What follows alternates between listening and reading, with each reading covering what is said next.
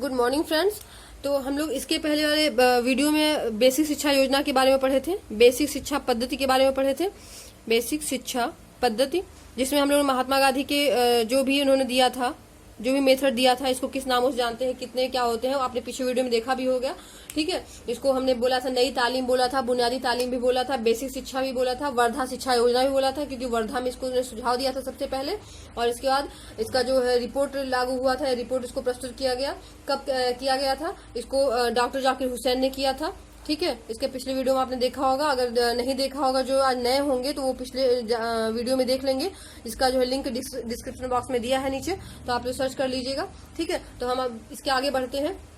यहाँ इन्होंने एक अपना मतलब पहले की जो शिक्षा पद्धति यानी कि जो 3R था, 3R आप जानते होंगे क्या होता है। रीड होता है, ठीक है, रीड, और राइट होता है, राइट मतलब पढ़ना लिखना, और अर्थमेटिक होता है। इसमें था अर्थमेटिक, इसको अर्थमेटिक पढ़ते हैं, ERITHMETIC, अर्थमेटिक। यानी इन्होंने जो पहले की पद्धति थी कि 3R यानी कि रीड राइट एंड अर्थमेटिक, मतलब पहले की पद्धति क्या थी कि पढ़ना और लिखना, और अर्थमेटिक मतलब जो अंक का ज्ञान होता है, मतलब जो अंक गणित होता है, उसकी बात की थी। अब इन्होंने इसको जो है अपनी शिक्षा पद्धति में क्या बदल दिया था, इसको इन्होंने 3H कर दिया था। 3H में इन्होंने क्या रखा था? हेड रखा था, हेड, हैंड, ठीक है, ध्यान दीजिएगा, हेड, हैंड और हर्ट दिया था। अब इन्होंने ऐसा क्यों दिया था? देखिए, मैंने आपको पहले बताया कि इनकी जो शिक्षण पद्धति थी वो किस पे आधारित थी? हस्तशिल्प कला पे आधारित थी, मतलब हाथ से जो हमको सीखते थे। ठीक है, जो हस्तशिल्प कला थी, मैंने बताया था इसके पिछले एपिसोड में जो हस्तशिल्प कला क्या होती है। ठीक, और फिर हैंड, यहाँ पे हेड यानी कि वो मतलब अपने दिमाग से उसको समझें वो क्या होता है, अपने दिमाग का भी यूज करें और उसको सीखें। हैंड, हैंड का उपयोग करके वो अपने हाथ को मतलब उस तरह का बनाएं, अपने हाथ में वो कारीगरी लाएं, और उस चीज को सीखने के लिए वो जो कि इम्पोर्टेंट होता है वो सीखें, उसकी जो है आगे के लिए उनके जो बेरोजगारी दूर कर सके। और हर्ट होता है, मतलब उसको क्या होता है, एक वो जो है दिल से ले, उसको आत्मा में बैठाए, मतलब जो सीख रहे हैं वो आत्मा में उनका वो ज्ञान जो है जाना चाहिए, न कि बस ऊपरी ज्ञान की तरह बस उसको रट लिए, और जो एक तरह से रटन जो पद्धति होती है उसका उन्होंने बहिष्कार किया। और इसीलिए इनको जो है इनकी जो शिक्षण पद्धति होती है उसको वो किस पे आधारित होती है? जो प्रकृतिवाद, आप प्रकृतिवाद फिलॉसफी में पढ़े होंगे, वो कैसा है? पुस्तकीय ज्ञान का विरोध करता है। और बिल्कुल यहाँ पे महात्मा गांधी जी ने भी क्या किया था? पुस्तकीय ज्ञान का विरोध किया था। देखिए, आप साथ साथ बहुत सारी चीजें जानेंगे कि प्रकृतिवाद में भी क्या था? पुस्तकीय ज्ञान का विरोध था। और इन्होंने भी क्या किया था कि जो पुस्तकीय ज्ञान का विरोध किया था, विरोध का मतलब ये किया था कि जो बच्चे रट के पास होते हैं वो रट के नहीं होना चाहिए, बल्कि जो सीखते हैं उसको आत्मा में अपने उतारे, आत्मा में सीखे। इसीलिए उनके बहुत ही इंपॉर्टेंट डिफिनीशन है।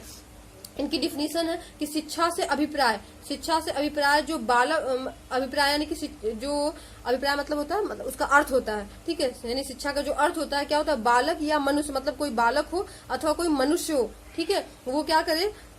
शिक्षा को क्या करे?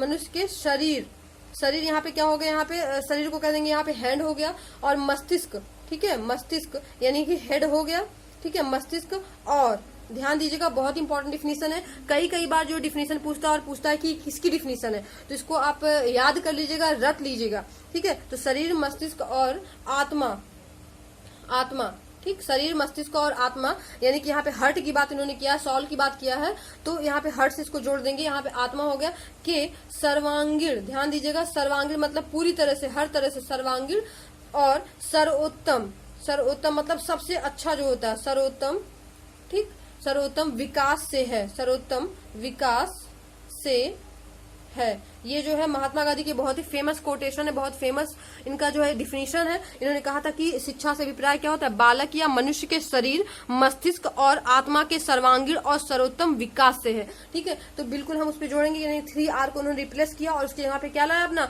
3H। कभी कभी पूछता है कि महात्मा गांधी का जो है क्या मतलब जो शिक्षण पद्धति क्या था, तो ऑप्शन देगा 3R था कि 3H था, या इनमें से दोनों था, या इनमें से कोई नहीं था। तो यहाँ ध्यान दीजिएगा क्या है? 3H है, यानी कि हेड, हैंड और हर्ट है। ठीक है, हम फिर आगे आते हैं, इनके बारे में और पढ़ते हैं। जैसे कि इन्होंने इनकी जो शिक्षा पद्धति थी, जो बेसिक शिक्षा योजना दिया था, उनका जो है क्या टाइम टेबल क्या था, या फिर उनका जो है जो पढ़ाने की शैली थी वो कैसे कैसी थी बुनियादी शिक्षा की।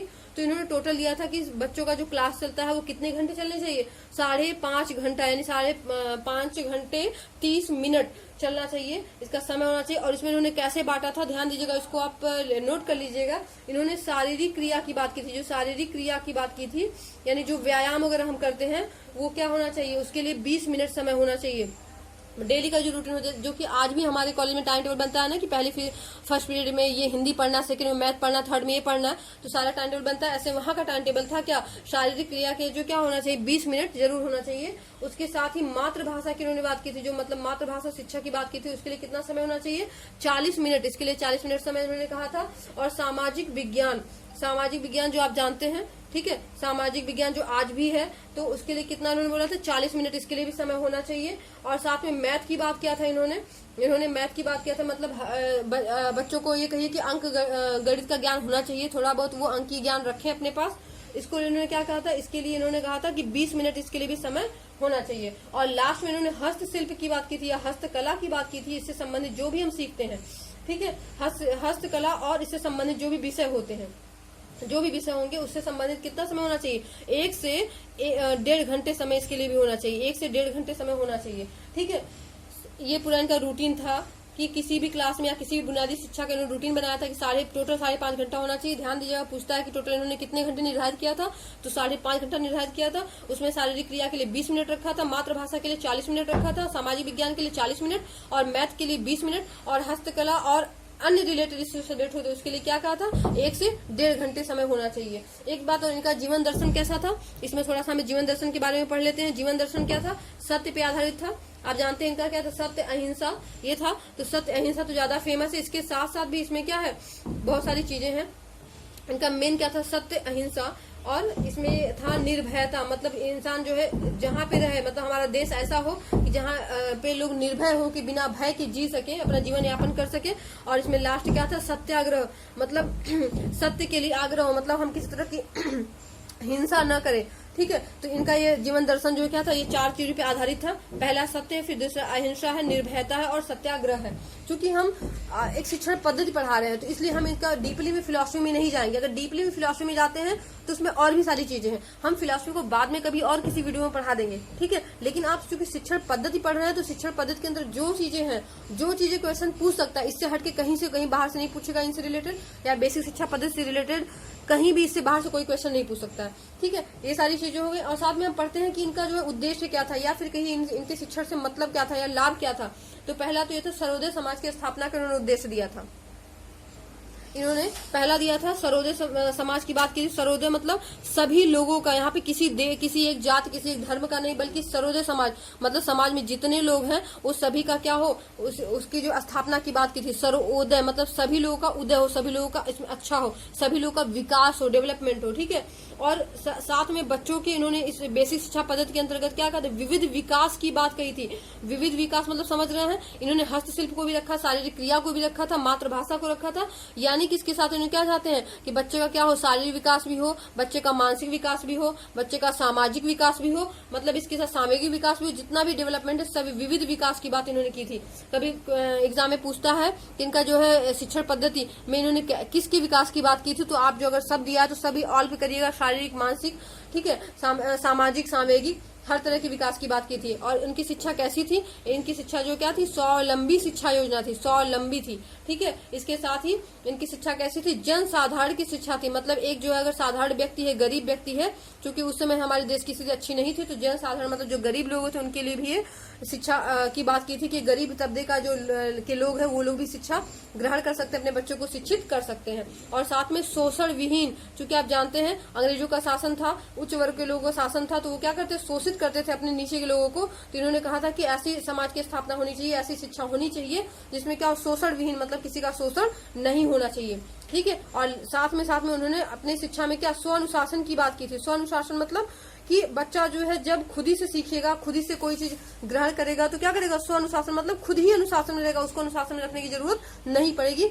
बच्चों को दंड की इन्होंने, चूंकि उसमें दंड की व्यवस्था थी बहुत ज्यादा कि बच्चों को मार के, पीट के, रटा के कोई चीज समझाया जाए, तो इन्होंने कहा था स्व अनुशासन की मतलब बच्चों को ऐसी शिक्षा दी जाए कि बच्चे खुद ही अपने आत्मा से अनुशासित हो, ठीक है।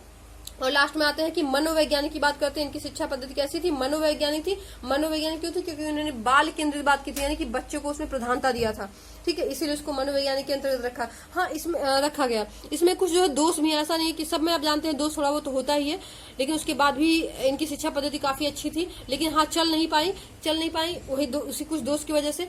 पहले तो ये कि ये केवल ग्रामीण के लिए था, मतलब ग्रामीण ही इसमें केवल उत्सुक थे। उस समय आज देखा जाए तो आज तो ग्रामीण भी इसमें उत्सुक नहीं है ऐसी शिक्षा में जिसमें कि हस्तशिल्प कला की बात की जाए, हाथ से कुछ बनाने के लिए सिखाया जाए, क्योंकि कोई भी गार्जियन अब नहीं चाह रहे कि मेरे बच्चे जो है बचपन से ही ये सब सारी व्यवस्थाओं में लगे। वो चाहते हैं, सभी लोग चाहते हैं कि मेरे बच्चे अच्छे जो है पोस्ट पे जाएं या अच्छे काम करें, या फिर कुछ मतलब बड़ा करें, या टीचर बने, या फिर कहिए कि डॉक्टर, इंजीनियर, इस तरह की बातें करते हैं। तो कोई भी नहीं चाहता है। ये भी इनका दोस्त था कि ग्रामीण के लिए था या कुछ हस्तशिल्प की बात किए थे इन्होंने, इसीलिए इसको जो अभिभावक भी इसके प्रति क्या थे, अभिभावक जो थे वो क्या करते, अरुचि लेते थे, मतलब उनके प्रति जो क्या रुचि उनका नहीं था, क्योंकि हस्तशिल्प था इसमें। और आज का युग आप जानते हैं मशीनों का युग है, ठीक है, मशीन का युग है, तो मशीन के युग में कोई भी हस्तशिल्प की बात नहीं करता है, ठीक। और दूसरी सबसे मेन बात है कि सभी विषयों पे हम आधारित बच्चों को हस्तशिल्प की बात नहीं कर सकते, क्योंकि सभी विषय इससे मतलब हम से नहीं सिखा सकते, सभी विषयों में हम हस्तशिल्प नहीं दे सकते उनको। अगर मैथ है या फिर और कोई साइंस है तो बच्चों को हम कितनी सारी सुविधाएं लेके आएंगे, बच्चों को बताएंगे कि नहीं आप हाथ के द्वारा कुछ बना के सीखिए, तो बच्चे उससे भी नहीं सीख पाएंगे। तो ये सारी चीजें कुछ इसमें दोष भी मिले, जिससे जो है बच्चे या इसमें इस वजह से ये शिक्षा पद्धति बहुत दिन तक नहीं चल पाई, या चल भी रही तो बहुत ही जर्जर स्थिति में है, अच्छी स्थिति में नहीं है, ठीक है। और हम कुछ बात कर लेते हैं थोड़ा जीके वगैरह की बात, इसमें थोड़ा एक दो पॉइंट जो महात्मा गांधी से रिलेटेड है, कि महात्मा गांधी को सबसे पहले ये राष्ट्रपिता किसने कहा था, तो आपको शायद आप पढ़े भी होंगे या नहीं पढ़े होंगे तो जान लीजिए, सुभाष चंद्र बोस ने कहा था। सुभाष चंद्र बोस ने कहा था, इनको क्या कहा था, सबसे पहले इन्होंने क्या कहा था, राष्ट्रपिता के नाम से संबोधित किया था। और कब किया था या किस लिए किया था, इन्होंने जो सुभाष चंद्र बोस ने अपने एक फौज का गठन किया था, इसका नाम है क्या, आजाद हिंद फौज। आजाद हिंद फौज का इन्होंने गठन किया था, ठीक है। और इसी को इंडिकेट करने के लिए उन्होंने कहा था कि आप मतलब इन्होंने राष्ट्रपिता इनको नाम दिया और कहा कि मेरी इस आजाद हिंद फौज को क्या आपके आशीर्वाद की जरूरत है, और उसी में इन्होंने राष्ट्रपिता के नाम से इन्हें संबोधित किया था। तो ये भी पूछता है कि राष्ट्रपिता ने सबसे पहले कौन कहा था, तो सुभाष चंद्र बोस ने कहा था, ठीक है। इससे सारे इंपॉर्टेंट क्वेश्चन हमको लगता है हो गया। अगर कुछ छूट गया होगा या कुछ नहीं आ गया, कुछ आपको लगता होगा कि और भी होना चाहिए, तो आप कमेंट बॉक्स में जरूर बताइएगा कि इसमें क्या सारी चीजें रह गई हैं। हाँ, इससे इंपॉर्टेंट कुछ क्वेश्चंस है आपको हम बताना चाहेंगे जो रिलेटेड है इससे। देखिए मैंने रखा भी है आपके लिए, इसमें है फर्स्ट क्वेश्चन है कि गांधी जी की किस पत्रिका में वर्धा योजना का उल्लेख है। ध्यान दीजिएगा, किस पत्रिका में, इनकी पत्रिका बहुत सारी निकलती है, ठीक है, या निकली थी उस समय, तो किसमें वर्धा योजना का उल्लेख इन्होंने किया था, हरिजन। उस पत्रिका नाम क्या है, हरिजन। हरिजन नाम का पत्रिका उन्होंने निकाला था, और कब निकाला था, जुलाई 1937। अब आप कहेंगे कि जुलाई 1937 में है, लेकिन उसको बाद में मान्यता मिली या लागू हुआ, तो उससे आपको कोई मतलब नहीं, क्योंकि उल्लेख की बात किया है। तो उल्लेख इन्होंने हरिजन पत्रिका में किया था वर्धा योजना की, कि कैसी योजना होनी चाहिए, बच्चों को कैसे शिक्षा मिलनी चाहिए, शिक्षा कैसी होनी चाहिए, ठीक है। फिर नेक्स्ट आते हैं कि महात्मा गांधी ने कब और कहां बुनियादी शिक्षा का प्रस्ताव रखा था। मैंने कहा था ना कि प्रस्ताव रखा था, यानी कि सुझाव इसको भी कह सकता है, प्रस्ताव भी कह सकता है। तो 22-23 अक्टूबर 1937 में, और कहाँ रखा था, वर्धा में रखा था, ठीक है, ध्यान दीजिएगा, वर्धा में रखा था। और नेक्स्ट क्या है, बेसिक शिक्षा पर रिपोर्ट कब और किसने प्रस्तुत की थी, ठीक है, बेसिक शिक्षा पर रिपोर्ट कब और किसने प्रस्तुत की थी। तो इसमें क्या है कि 2 दिसंबर 1937 में, और किसने प्रस्तुत की थी, डॉक्टर जाकिर हुसैन ने। मैंने अभी आपको पढ़ाया, पिछली वीडियो में पढ़ाया था कि रिपोर्ट कब डॉक्टर जाकिर हुसैन ने प्रस्तुत किया था, और कब, 2 दिसंबर 1937 में किया था, ठीक है।